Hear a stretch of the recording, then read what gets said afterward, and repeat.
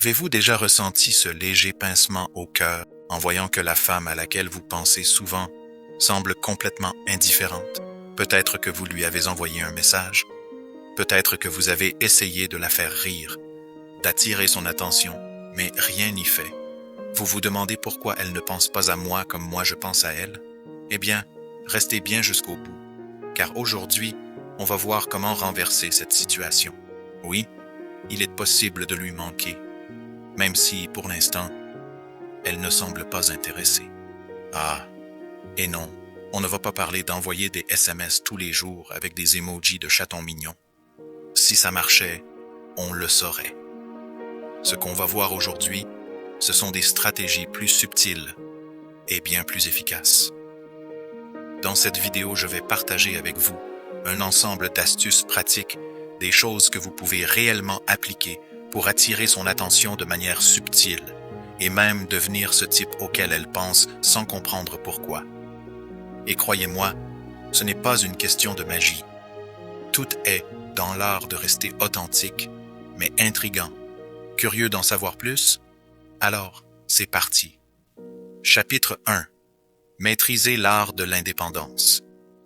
Le premier point, et sûrement l'un des plus essentiels, c'est de comprendre l'importance de l'indépendance. Oui, je sais, ça peut sembler un peu cliché, mais laissez-moi vous expliquer. Imaginez un instant vous êtes en train de vivre votre vie pleinement. Vous êtes concentré sur vos projets, vos passions, et non sur cette femme. Vous devenez ce type qui n'a pas besoin de la validation de quelqu'un d'autre pour se sentir bien. Et ça, croyez-moi, c'est incroyablement attirant. Attention, quand je parle d'indépendance, je ne veux pas dire de devenir le genre de mec qui se fait un profil lone wolf sur les réseaux sociaux avec des photos en noir et blanc où il regarde le vide.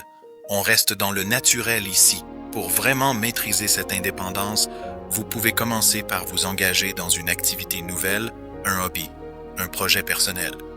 Peut-être du sport, de la musique ou quelque chose qui a toujours suscité votre curiosité. Le fait est que, quand elle voit que vous êtes pleinement investi dans quelque chose de plus grand que votre relation potentielle avec elle, cela crée un attrait bien particulier. Je vous vois venir, mais pourquoi faire tout ça si elle n'est même pas intéressée? Justement, c'est ça le secret. Ce processus change la perception qu'elle a de vous. Restez bien là, car le prochain point va vous surprendre. Pensez à vous abonner pour ne rien manquer de nos astuces sur les relations. Vous allez voir, ça peut vraiment faire une différence dans votre quotidien. Chapitre 2. Cultiver le mystère.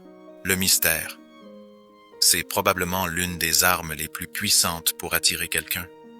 Mais attention, on parle ici d'un mystère sympa de jouer au détective secret qui disparaît subitement. Pour créer du mystère, commencez par éviter de partager chaque détail de votre vie. Laissez-la se poser des questions. Vous n'avez pas besoin d'expliquer chaque sortie, chaque projet ou chaque pensée. L'idée, c'est de lui donner juste assez pour l'intriguer, mais pas assez pour qu'elle se sente en contrôle total de votre emploi du temps.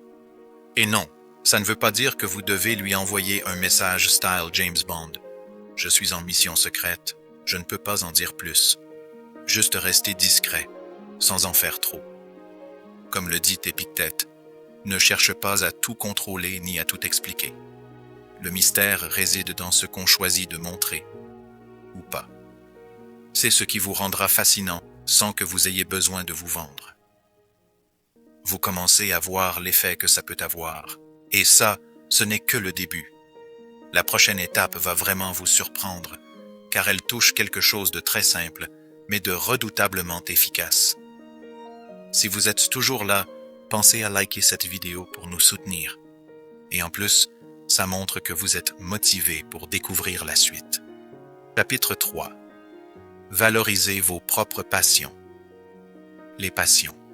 Oui, on en parle beaucoup, mais pourquoi sont-elles si puissantes? Imaginez quelqu'un qui est à fond dans un projet, qui vibre pour quelque chose que ce soit la musique, le sport ou même la cuisine. Cette énergie, cette passion, ça attire. Et non, je ne parle pas de devenir un génie de la guitare en une nuit. C'est bien plus subtil que ça. Si vous vous investissez réellement dans une passion, cela crée une profondeur en vous. Elle verra quelqu'un qui est épanoui et bien dans sa peau, et ça, c'est fascinant. Et là, pas besoin de vous inscrire à un club de chasse aux papillons rares pour impressionner. Choisissez quelque chose qui vous ressemble et laissez cette passion être une partie de ce que vous êtes. Sénèque disait que la vraie richesse de l'homme réside dans sa tranquillité d'esprit. En cultivant vos passions, vous devenez ce type qui ne dépend pas de l'attention de quelqu'un pour être heureux.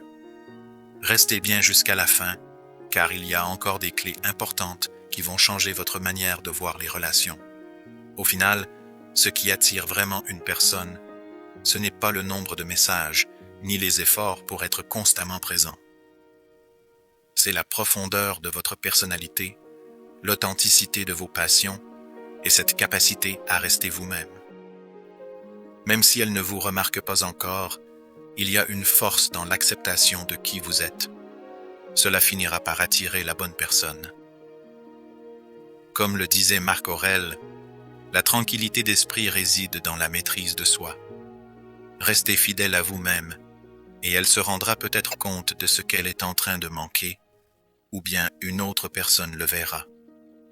Au bout du compte, cette aventure ne vise pas à changer qui vous êtes, mais à révéler le meilleur de vous-même, pour vous et pour ceux qui sauront l'apprécier.